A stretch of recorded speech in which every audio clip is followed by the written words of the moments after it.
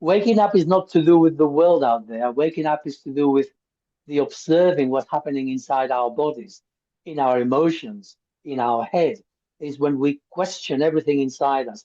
That's when we start to wake up.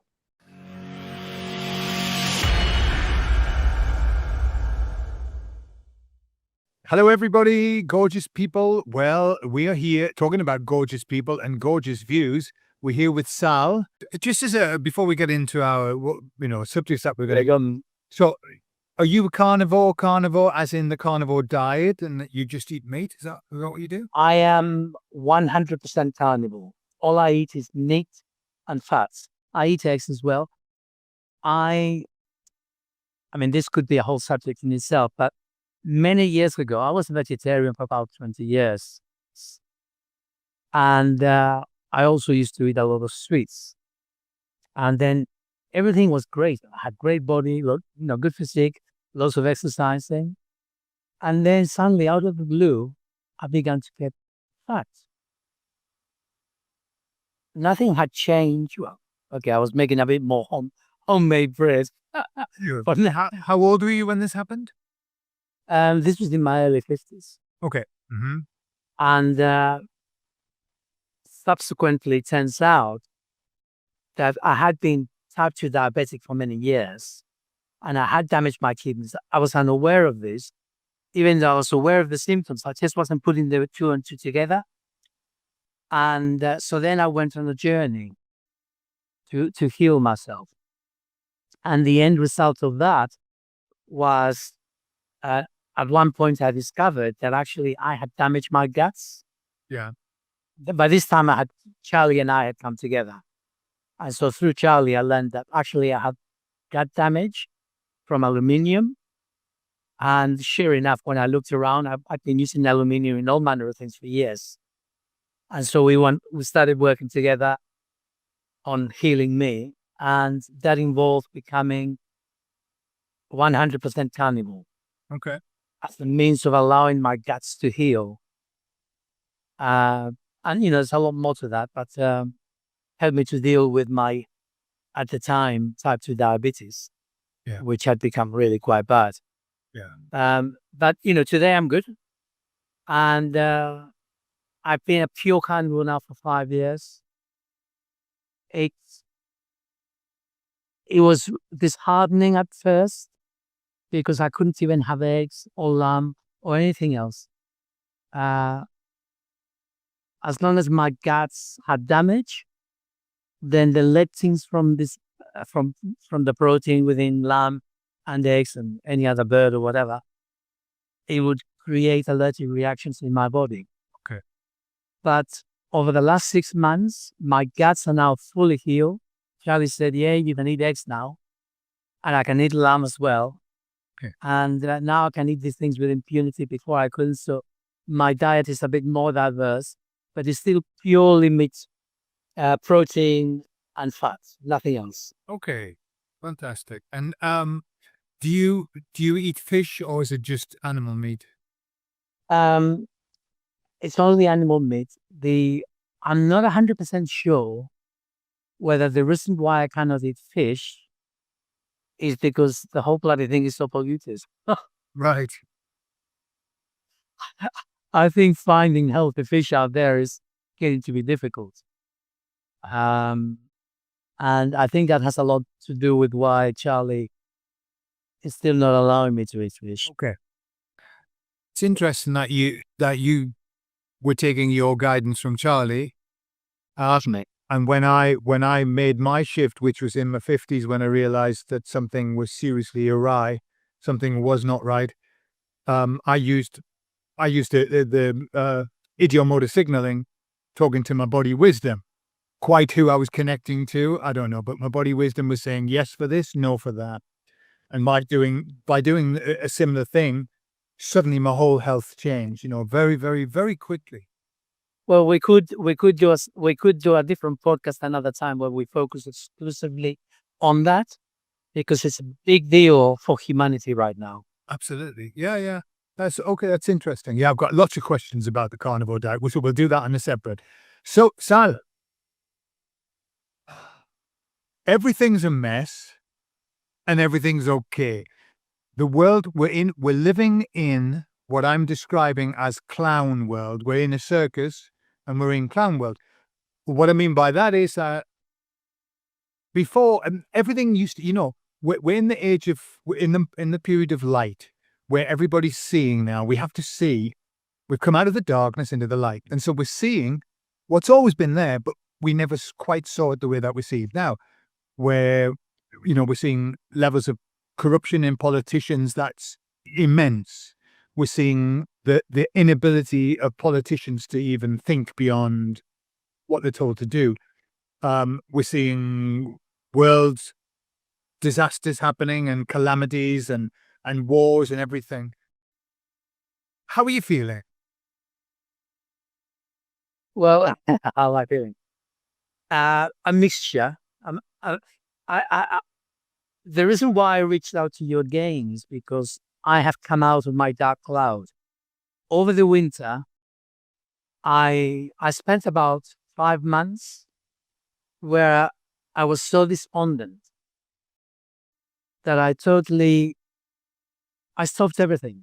Right. No videos, no writing, and I just disappeared. And then suddenly at the beginning of the year, I came back. Okay. And I began to sort of, I actually got lost in playing computer games. Wow. And then it took me a while. First of all, it took me to the beginning of the year to say, I need to get back to work. Work means do what we do, you and I. And of course, I still had because I've been doing so much of this particular Diablo 2, the know you heard of it. I was just playing it nonstop. Okay. I was just taking a holiday from reality. And then I had to bring myself back, and you cannot just go like that. So I had to then say to myself, okay, I actually want to go back. And then I had to begin to train myself to be able to, if you like, it's like an addiction. So I had to then train myself to leave the addiction behind. And that took me a little while. It took me about 6 weeks. But gradually, I came to the point when suddenly one day I said, I don't want to do that anymore. And I haven't been back since. I just have not looked. And I started doing videos and I started writing. And I'm back. Okay, good. Welcome back. So I'm here now. I'm here once more. See, we're all human. And this idea that somehow there's perfection to be achieved in a human being is nonsense. Yeah. There's fluctuations. We go up, we go down. How far we go depends on where we're at, but it's never a straight line. Yeah. And so the most important thing for a human being is to accept ourselves as we are, without preconditions. Mhm. So today I'm addicted to computer games. That's me. All right, that's where I am. But then a moment comes when suddenly, I'm ready to move on. And I kept asking Charlie, say, look, are you okay with me playing all these games? He said, that's fine. Brings tears to me. But he totally accepted the space I was in. No judgment. Mhm. Sometimes we need to take a holiday. I agree. I agree with you, Sal, and your story resonates a lot with me because I've been through exactly the same thing. A little later in the year, but I think what's happened. I mean, how I've been giving these messages from the emissaries for the last 6 years, without fail, constantly. All the way through the pandemic, or it just kind of meta commenting on everything, giving the messages that everything's going to be okay. And I think I got to an exhaustion level. I was exhausted. Yeah. And what it was doing was leaving me kind of despondent. I was despondent. I was kind of, what's this all about? How long am I going to give this message for? When is the nice bit going to come? And so I did exactly the same. I talked to the emissaries and I said, I need a break. Is it okay? And they said, of course it's okay. Have a break. Take all the time you need. It's kind of like, I think we're in this for the long haul. This is not a short-term thing. And so, yeah, every now and again, we've got to take care of ourselves. We do.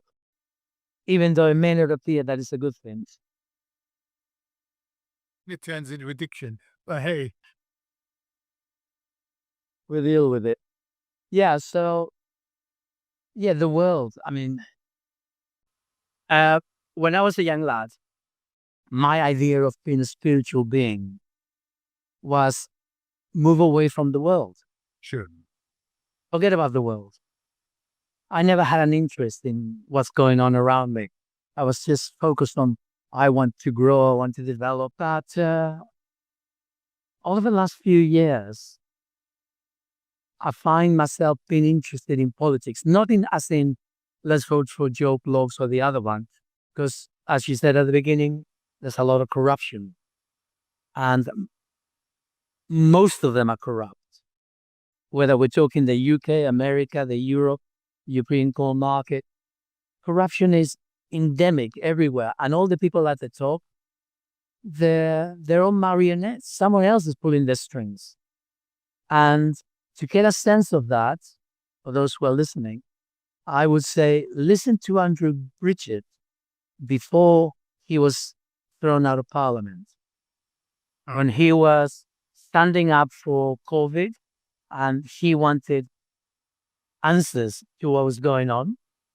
And he was told, stop talking about that.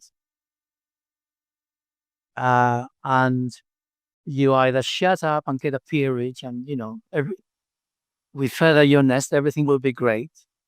Or you're gonna be out in uncertain terms. And they done it. I mean, the way that he lost his seat is incredible. Someone with such a majority. And yet, when push came to shove, he was out. I said, how did they do that? And who are these they? I'm not going to go into conspiracy theories, but it's most definitely a they. There's a they, yeah. And the closest I'm going to get to the they is by saying that for the last 300 years, give or take, there have been secret societies who have been working in the shadows. Because you then need to question, well, who is at the top of the secret societies? Okay, but I'm not going to push the envelope too far. I'm just going to say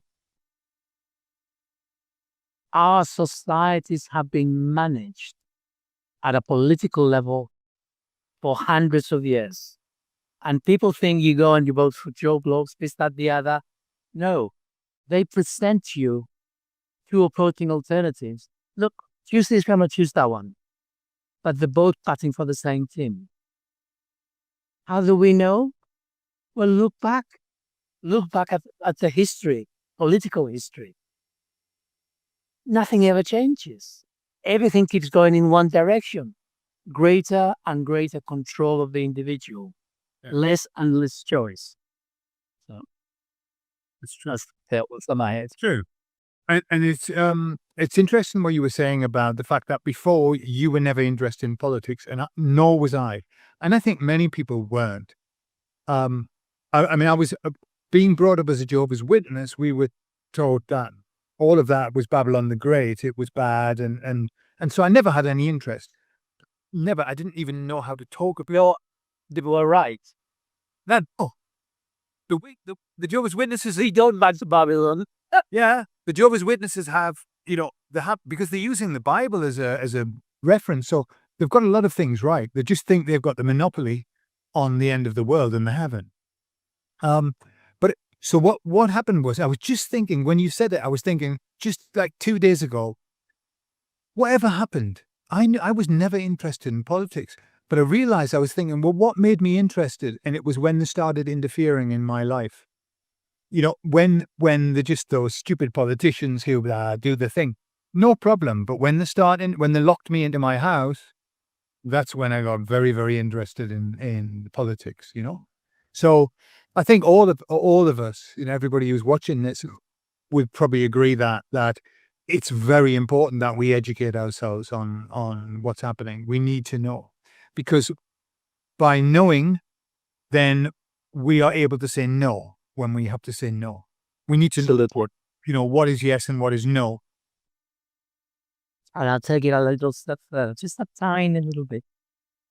We need to inform ourselves as to who is controlling the strings of the politicians, Sure. because our ignorance is, the way we're raised in schools, we're not taught anything. We're given versions of history, which always comes from the victors. Absolutely. We're really ignorant, and we don't question enough. We need to question everything. We need to question politics. We need to question health. We need to question food. We need to question pharmacy. We had, and clearly we need to question mainstream media. I mean, that goes without saying. Yeah, absolutely. Yeah, I agree. Listen, I'm going to ask you something. So there are lots of different thoughts about why it is that we're going through this particular experience right now. I've got my thoughts on it, that it's part of this was always going to happen. This is part of this process that we signed up to be involved in, which is to go through this and to make ourselves better people. But there's also kind of a lot of people talking about the fact that we are actually creating this around us. So what's your take on that? Do you think it's us projecting this onto our surroundings? Okay, $1 million question. This is a biggie. Why are there so many of us now? And there is a reason for that. I mean, depends who you speak with. But according to Charlie, 10,000 years ago, there was a change in the cosmic energy that came or did not come our way on this planet Earth. And I think the closest I'm coming to understand this is that there was suddenly an absence of the energy. If you like, there are life-giving vibrations that permeate the universe. For whatever reason, this corner of the galaxy lost temporarily, it lost that vibrational goodness, whatever you like to call it, God energy, loving energy, call it what you will. And so I'm taking the word Kali Yuga from the Hindus, who they say that the epoch of Kali Yuga was from 5,000 years ago all the way to about 400,000 years into the future. Like the galaxy goes through epochs. So that's, I was unaware of this till Charlie told me something's new. And then I became aware of the Kali Yuga and I began to ask questions with regard to that. And as far as Charlie's concerned, the Kali Yuga actually began not 5,000, but 10,000 years ago after the deluge. Okay. So that was the fall of mankind, the deluge, from the deluge. Before that, humanity was spiritually advanced, developed, coherent, together, and we have no idea what that is because we've fallen so far down into the darkness that we have no idea what it is to be part of the light, except that there's been a break in that, and that spiritual energy, energizing energy, God's energy, call it what you will, began again at the beginning of this year. I was going to ask you about that. So yeah, okay. Yeah, and that will last for the next 15 years. Okay. So huge changes are now beginning to happen as a result of that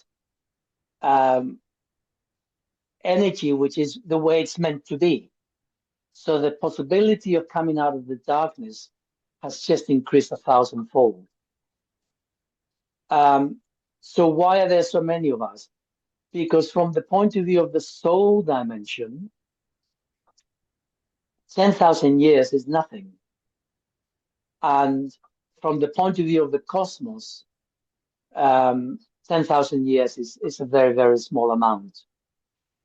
And so they have been able to predict, increasingly so with more accuracy, because the future is never fixed, however much we'd like to hope it is. And it depends on a whole lot of variables.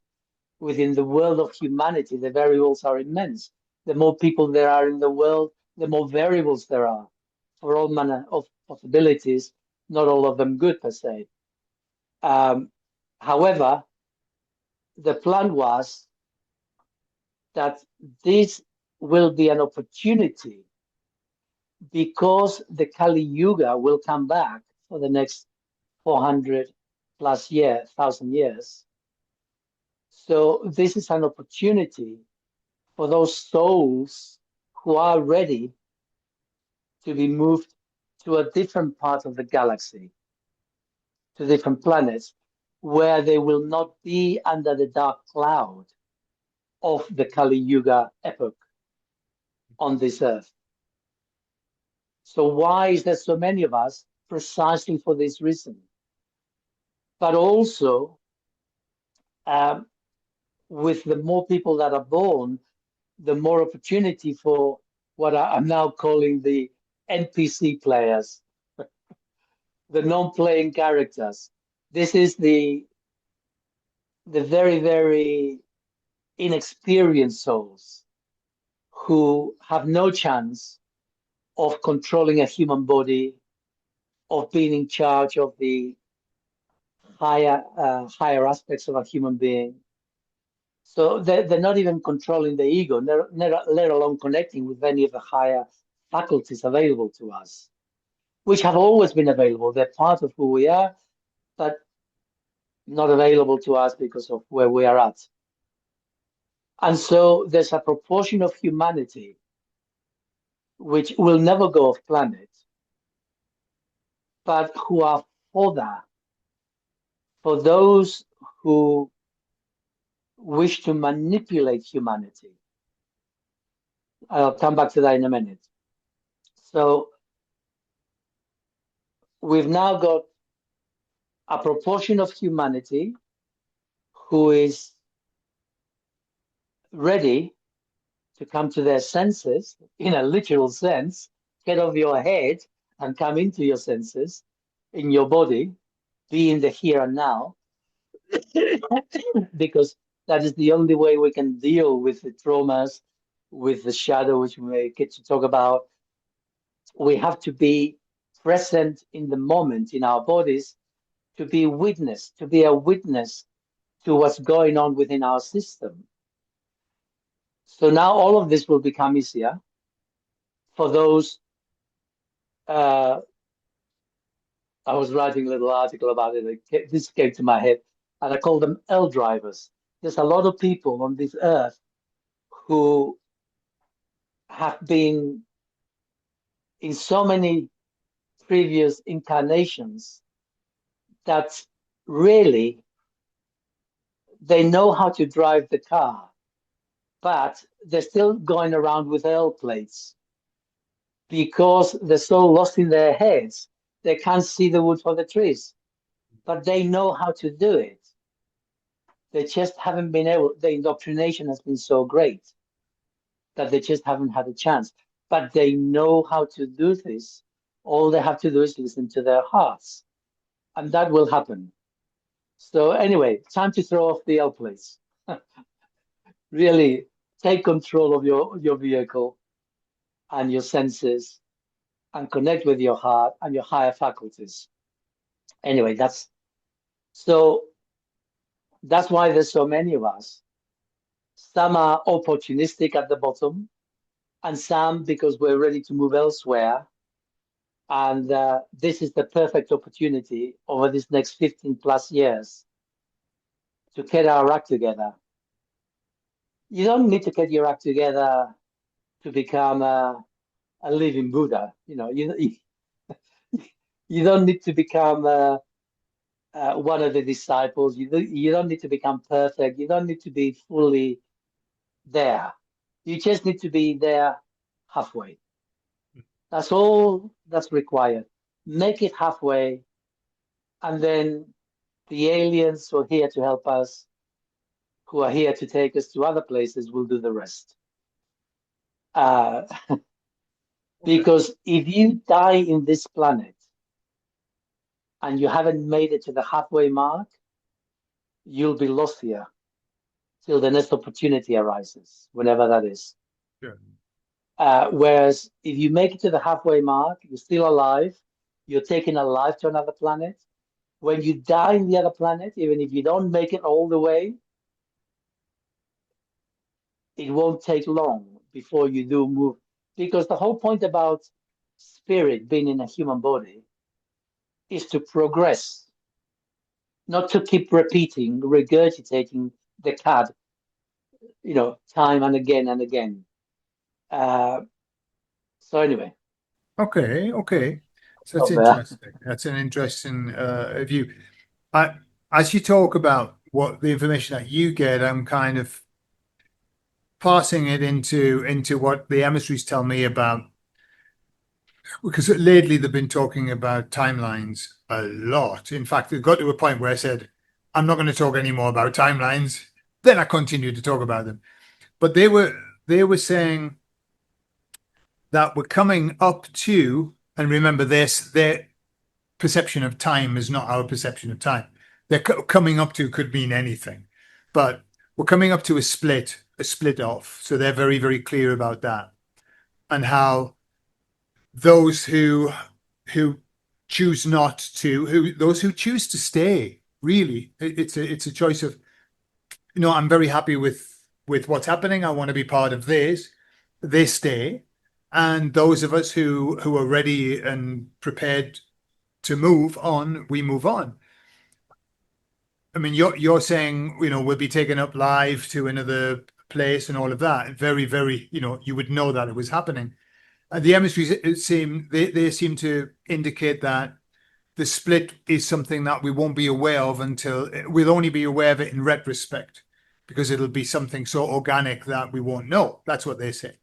But what's interesting about what you said is, to do that, we only need to be halfway. We only need to get halfway.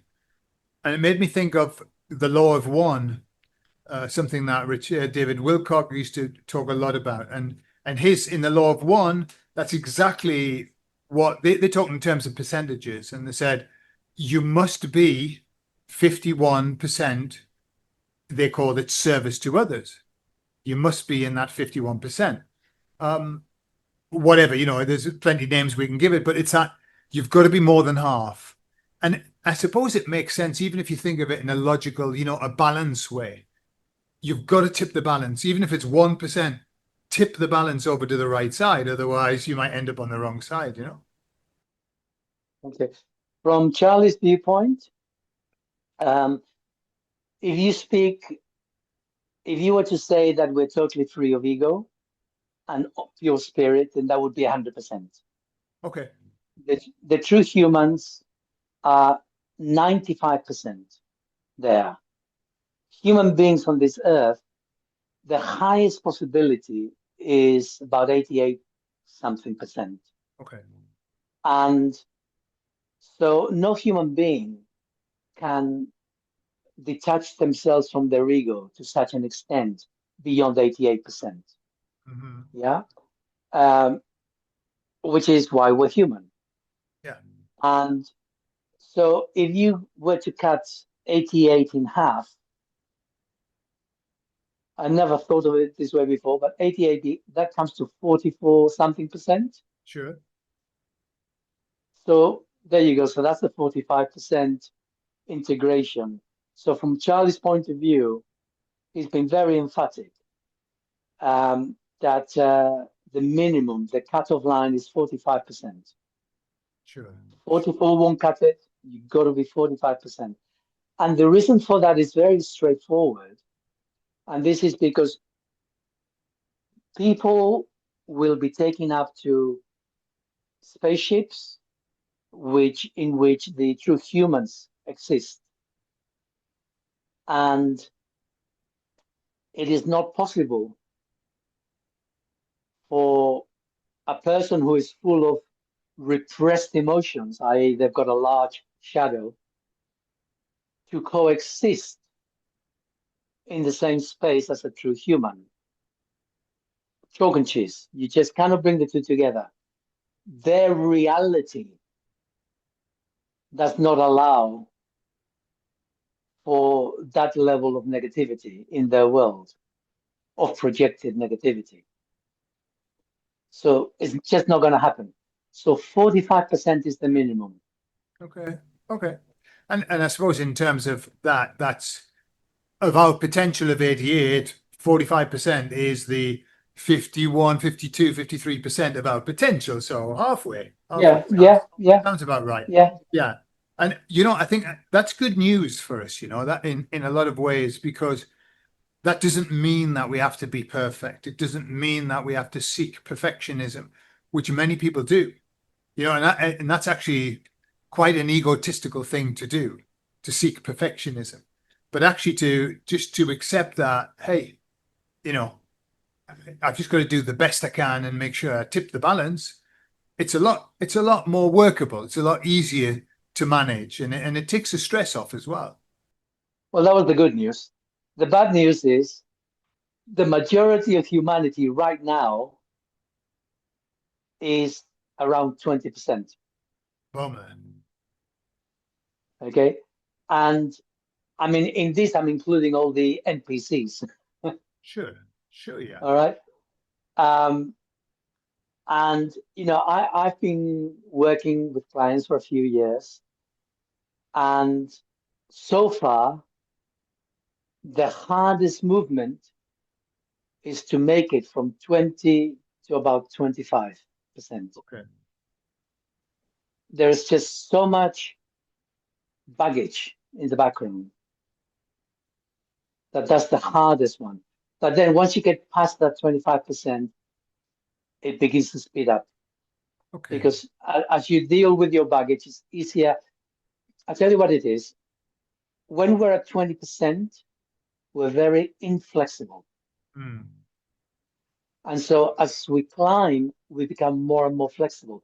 And with flexibility, the easier it is to keep progressing. So it's like if you've never exercised, right? The toughest one is to become flexible, physically flexible, before you start doing, cartwheels or whatever. Uh, so, so yeah, it's tough to begin with. That first one. However, I'm hoping that because of the new facility created by the God energy, I'll just call it God energy. I mean, Okay. I just keep going around the bend. What do I call it? Mhm. It's God energy. It will be easier and easier for those who have been round the mulberry bush a few times to, yes, begin to witness myself, begin to separate myself. I'm not my thoughts. I'm not in my head. My emotions, yes, okay. I can breathe into my emotions, create a little bit of separation. Yeah, see myself objectively. When I'm telling myself things like I'm no good, I'm disgusting, I hate myself, whatever, actually, that's not me. That's a program. Those are words in my head. If I keep repeating them, I'm just going to keep furthering the program. Separation, observing ourselves dispassionately. And the more we do that, the more we remember to do that, because that's one of the problems. If you're in your head, you don't even know you exist. You're Yeah. just lost in the thoughts. But the more we're in our bodies, the more we are in our senses, the more we can be a witness to what's going on in our system, the more experience we gain and the faster we start to move. It's like a choo-choo train, right? Choo-choo, little, choo-choo, and then you go faster and faster. Yeah. So I have great hopes for humanity. I think we're going to do it. I think we will achieve this. But to begin with, we can see what's going on now in the world. People are beginning to wake up to politics. They're beginning to wake up, I'm hoping more and more of them, to food. They're beginning to wake up to pharma. And, there's a lot of pushback. But nevertheless, people are beginning to open up their eyes and say, hold on a minute, you know, this doesn't make a lot of sense. Yeah. So this is the beginning. This is just the chew, chew, chew. That isn't waking up, guys. That's just beginning to get the engine going. I Waking agree. up is waking up is not to do with the world out there. Waking up is to do with the observing what's happening inside our bodies, in our emotions, in our head. Is when we question everything inside us. That's when we start to wake up in a real sense. I agree entirely. And I know we probably talked about this before. I mentioned it a lot because it's so important for us to understand. The emissaries have always said that there are three steps to waking up. The waking up to the world, as you've described it, to all of those things, it's just the first step. And it's that in many ways, it's the hardest step. It's like this, getting out of the 20%. It's the hardest step because you've got to drop all of your preconceptions. You've got to give up a tremendous part of your comfort. You've got to get out of your comfort zone. So it is a hard one, but it's only the first step. And the second step is, as you've described it, the emissaries say exactly the same. Then you wake up to self and you start looking inward and thinking, right, what do I need to sort out? And they're saying by dint of fact that you go into yourself, that's when you wake up to God, which is the last step, which is returning to God. So that's, and I asked the emissaries, give me a percentage. I think they humor me by giving me percentages. I don't really believe tremendously what they tell me, and I don't think they believe it either, but they kind of give me like a feel, you know? I say, so what percentage of people right now are within the three steps? At some point, waking up to world, self, or God. And they said, oh, we're at something like 45% of the world are in those steps, half. But they said the vast majority are in the first step of waking up to the world. And, as we go on further down, less and less are in those other steps. But that's why I think our work's so important.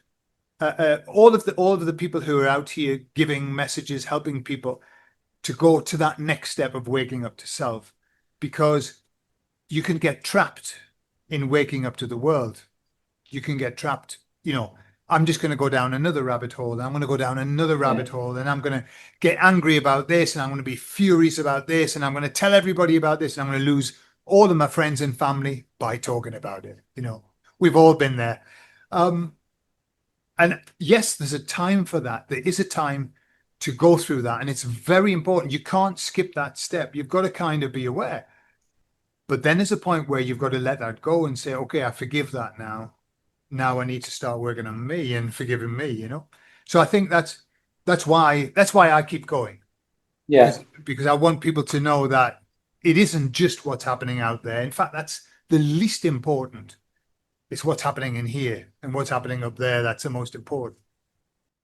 However, from the point of view of role models at that level, I'm going to give three names, which is highly contentious. Oh, okay. I've been very suspicious of the whole political class for quite a while. And so I asked Charlie, well, is there any redeeming features anywhere here? And I began to ask about different, and there were only three names of what I asked, which was basically focused on the Western world. Yeah. There were only three names that came up where these three individuals were above 30%. They're around 33% of Okay. ego soul integration. And I got to tell you, for a human being to be at 33%, that is no mean feat. That is an achievement of self. It means there is good self observation, there is integrity, um, you can trust them a lot more than the usual patsies. Okay. Anyway, you want to hear them? Yes, indeed. Controversial. Putin, Putin, yeah. his second in command, and Sakharova. And who? Sakharova. It's a female. I think it's the third or the fourth one within the world stage from the point of view of Russia. Oh, Russia. So Uh, all from Russia, yeah. they're all from Russia. All three of them. They're the top of Russia, and between the three of them, they are the face of Russia Yeah. as they deal with the West and with other countries and continents. And that was quite interesting at the time when I first came across this. And I just double checked with Charlie that, we're still on the same wavelength. And yeah. Yeah. And if you detach yourself from the political, how to think, how other people tell you how to think, if you listen to these people, you will hear them. They're serious people. Yeah. Yeah. They're people who say what they mean, what they say, and they say what they mean. There's no faffing about. Yeah. They're totally solid. Yeah. So anyway, I won't say any more on that. Just throw that out there. Sure. And I'll tell you why I say this. Because my neighbor, uh, whoever he is, a few years ago, we were sort of coming together for something or other. And he began talking about the war with Russia. And he began to foam at the mouth about Putin. And I sort of looked at him with an internal half sneer. And I thought, what do you actually know about Putin? I mean, you're full of anger, full of bile about this man that you've never met. How is that possible? Because he's been reading mainstream media and he is being manipulated like a marionette, like everyone else is. Awesome. Now, I'm not saying that Putin is good or Putin is bad. I personally have never met him. So, because I've never met him, I withhold my judgment. And the only things that I've ever heard about him is, I've heard him speak many a time. He's a serious guy. And then I realized that he says what he means and he means what he says. And, so I have respect for the guy, but that's all I know. But I'm not going to say he's a great guy any more than I'm going to say he's a horrible man because I don't know him. But this is what we do. We have all these strong opinions about people we've never met. Why? Because we're being manipulated and we haven't questioned them. We need to question everything. Yeah. A long time ago, I stopped watching the TV, turned the TV off. Best thing I ever did in my life, amongst many other things. But then I was a teacher. I was a teacher in the UK. I was teaching Spanish. And in my classes, we would have a conversation about topical happenings, current affairs, etc. And every week I would say, so what's happening in the world? Yeah. And everybody would tell me. And what I would discover was that generally most people were all talking about one topic. There's one topic. Generally, this leader of this country is very bad. Somebody needs to do something about it. This, we need to go and kill all of those people. Just the usual, but always the same topic. And I used to think, that's worrying. That, we're all individuals. Yes, we're all individuals, except everyone's got the same opinion. And then, but that wasn't the worrying thing. That it was worrying, but the worrying thing was the week after. I would say to them, because I was still impacted by what they said, I would say, so how's that going?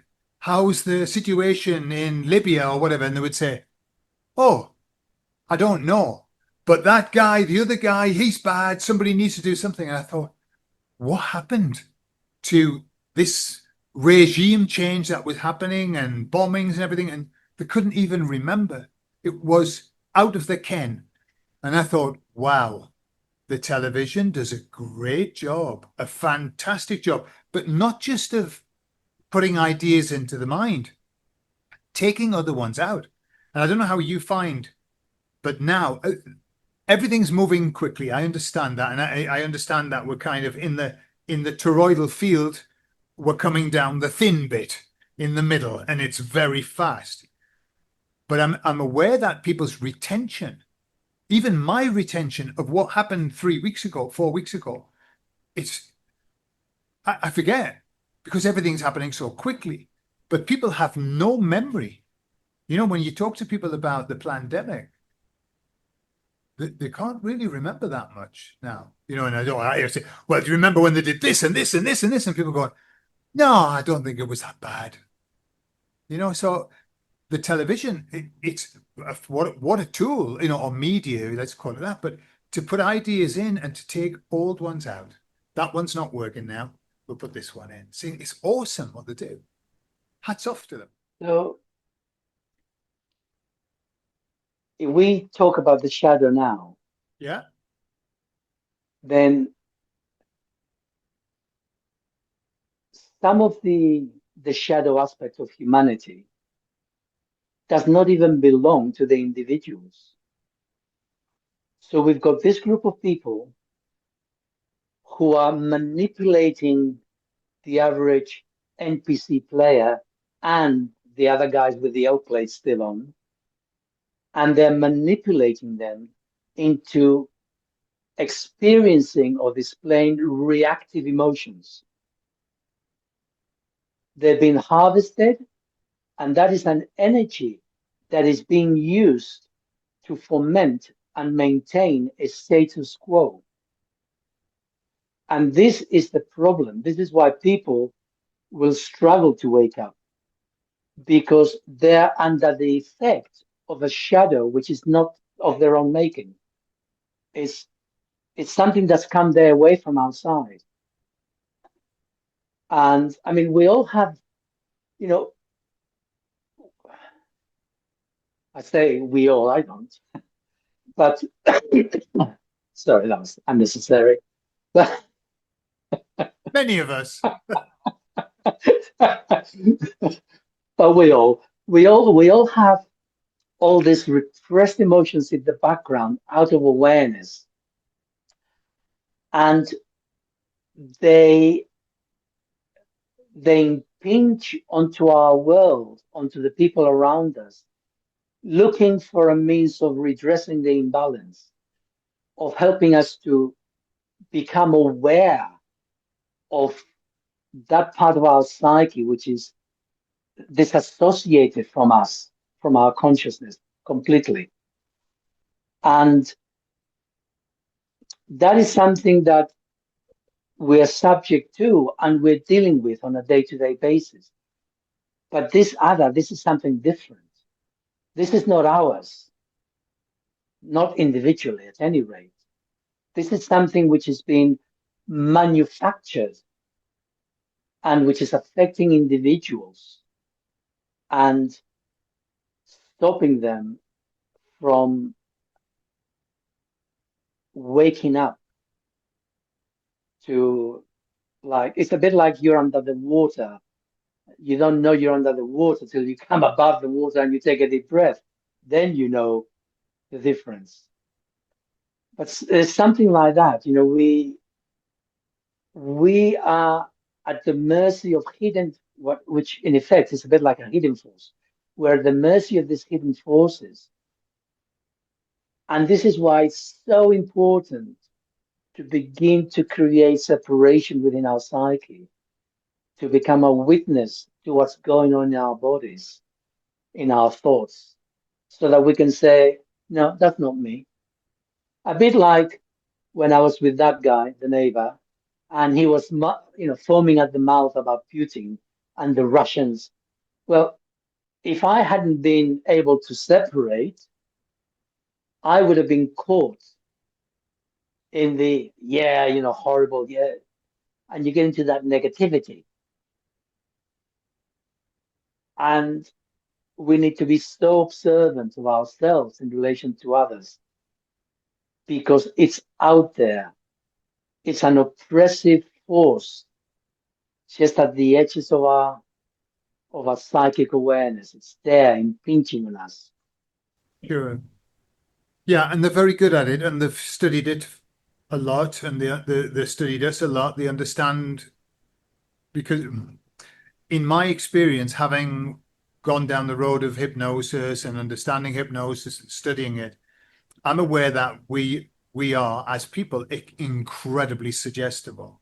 We can, and even overtly, people can suggest things overtly. I was looking at a study that they did a while ago about giving people false memories, and what they discovered was this: they would ask people questions, and they would just say, "Do you remember this situation when you were a child?" And the person would say, "No, no, that didn't happen to me." Okay, and then they would ask them other questions, but they kept repeating, like maybe a handful of questions. They repeated them 3 times. Then they let the people go off and do the thing, and they came back after a week later. And when they asked them the same question, "Do you remember?" the people said, "Yeah, I do." Not only did they remember and say, "Yes, that happened," but they had a big story attached to it, a whole tale to tell. And it wasn't their experience. It was implanted. And I think this is what they understand, that those who rule the media, all of this programming that goes on, they understand how easy it is to program us. And they do it all of the time. And they've had a lot of practice. They've had lots of practice, and they've had, let's be honest. How much will they have invested in these kind of experiments? We hear about the experiments, but God only knows what they know, what to do. And so what I've discovered about that is that when you know that you're being manipulated, it's virtually impossible to manipulate you, because the mind has this great reticular activating system. It has the guardian on the gate that says, "Hang on a minute, I can smell bullshit. So I'm going to what? Nothing's coming in. Nothing. Unfortunately, sometimes we reject things that we should take in, but we won't because we're protecting ourselves. But once we're aware, this is the beauty of waking up to the world. At least for the first step, when people wake up to the world, then they bring the drawbridge down or up, and not much gets in anymore. And so really, it's just a matter of then their job of working on that shadow self, getting to cleanse all the shit that, as you say, it's not all their shit. It's been given to them, but at least they know that there's not going to be more coming in, or it's going to be a minimum compared to what it was before. So it's good news. Yeah. Waking up is a beautiful thing. It's interesting what you just shared. Never thought of it this way before, but we've got a genetic imprint, and that has programs of its own. And then through our experiences in life, we also develop ways of meeting our engagement, our actions in the world. And then we've got the mind, which is the one that they do their best to manipulate. And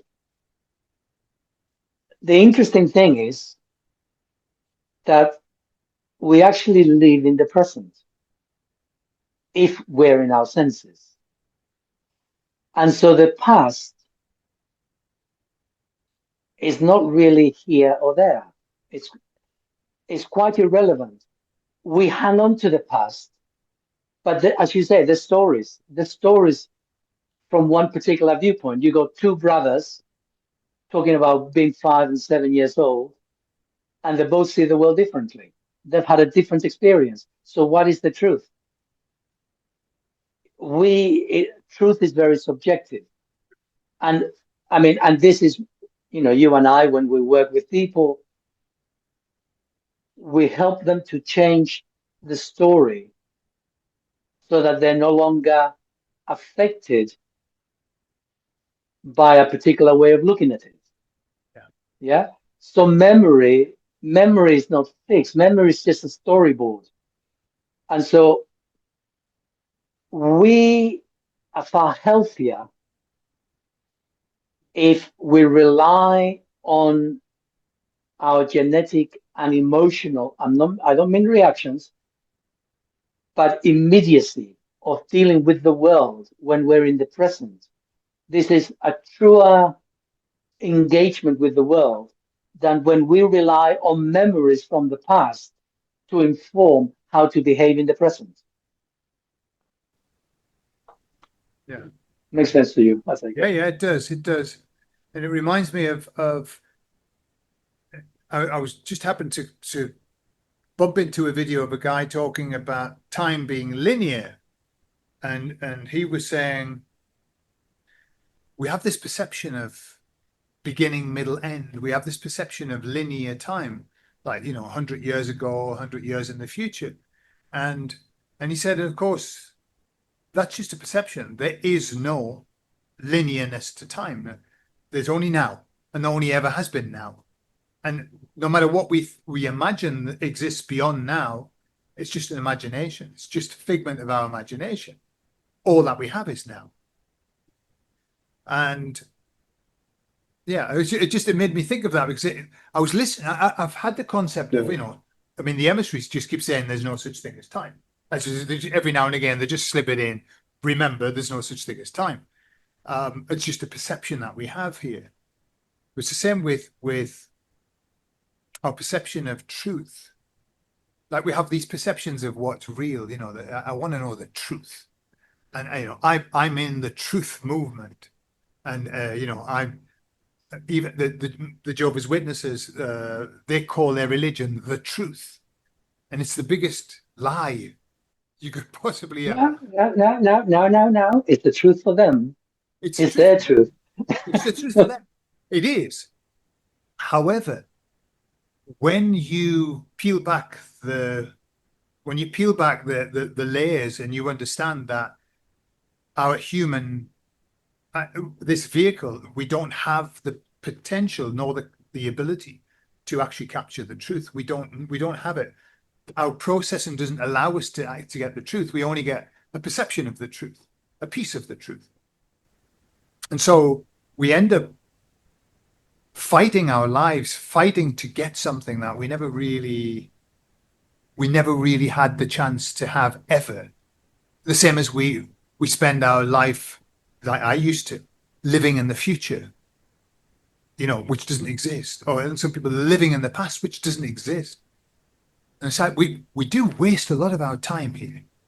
So let me give you one example. This came Uh-huh. to me. I'm going to talk about food.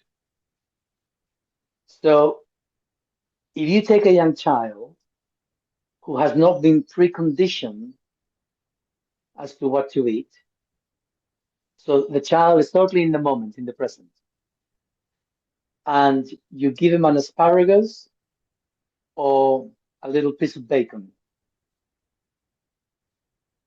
that child will invariably go for the bacon or a little bit of jerking or a bit of meat. They will choose the meat because they're not choosing with their head. They haven't got a belief system that this or that food is good or bad for me. Sure. Their body's telling them, just like the cow knows to eat grass. No, they don't need to be taught to eat grass. They know. How do they know? Because it's built into their genetic makeup. Sure. So they're totally in the present. I'm hungry. Oh, that's what I want. Cow. Eat it. That cow. That's what I want. Grass. It's the carnivore coming out in you. That's me looking at the cow. That's what I want. Cow.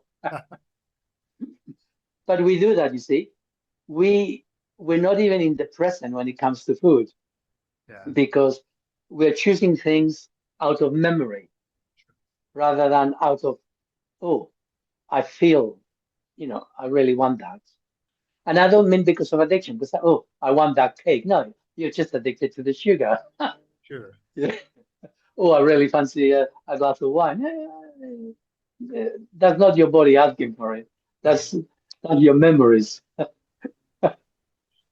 absolutely.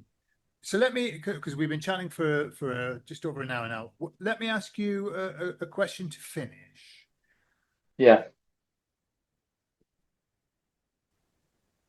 Where we are now and where we are going forward, what would you say would be the major changes that you perceive we're going to see and feel?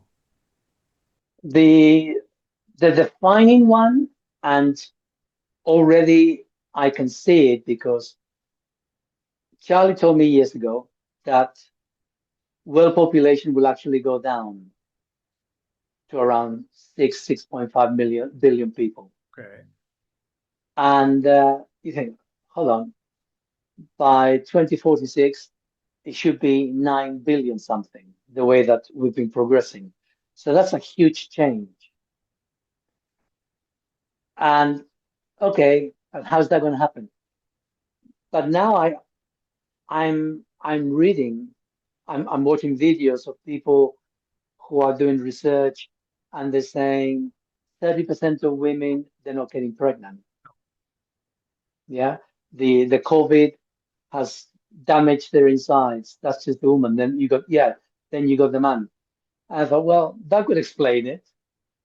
Uh, you know, Plus, they're now going to kill babies at birth if you want it. If you want an abortion, hey, no problem. Oh, it's going to be born tomorrow, but you say today you change your mind. No problem. Yeah, I mean, like, the other end. Oh, yeah, you can kill anybody. Yeah, you want to kill this guy? Yeah, no problem. If it's near, yeah, I'll just give the ticks there. Yeah, that's good. Off you go. They, I can see the world changing in such a way that those who pull in the levers, they're determined to reduce world population. And I'm looking around, actually, I hate to say this, but Charlie might be right. I've always been hedging my bets about Charlie with regards to the future in that sense. But I'm thinking, if that really does come to pass, this is happening. Um, so that's the biggest change at the moment, which I see coming over the horizon, the decline in world population.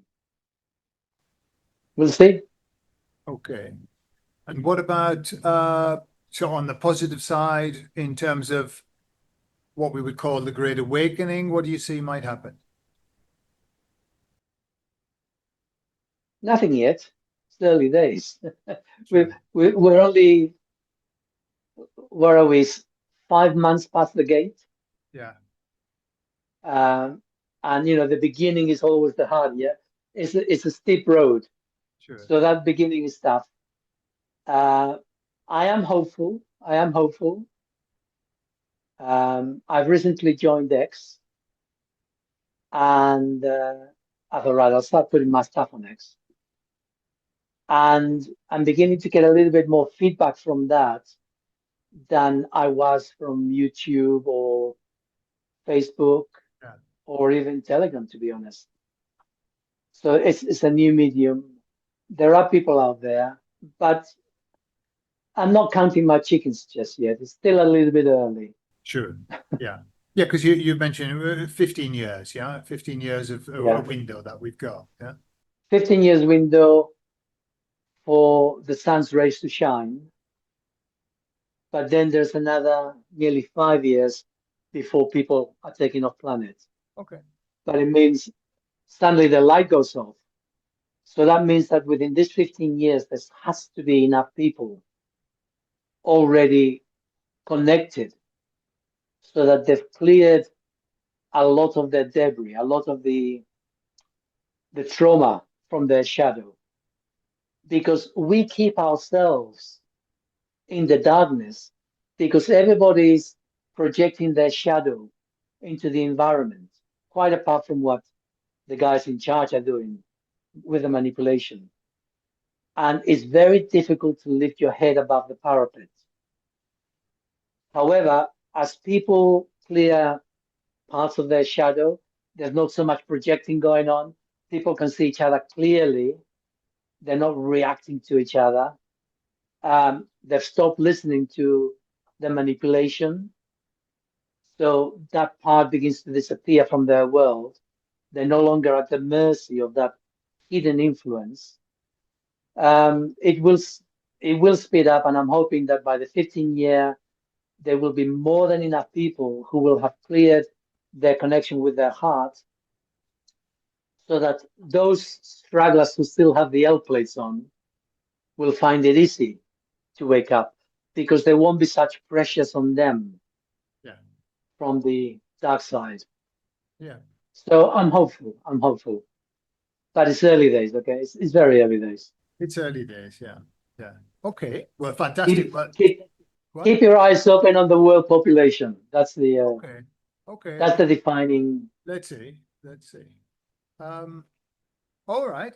Beautiful, Sal. Well, thank you very much for sharing your thoughts and your wisdom with us. It's been a real pleasure talking to you again. I don't see myself as very wise, but thank you. But it's nice speaking with you anyway. I enjoy our talks.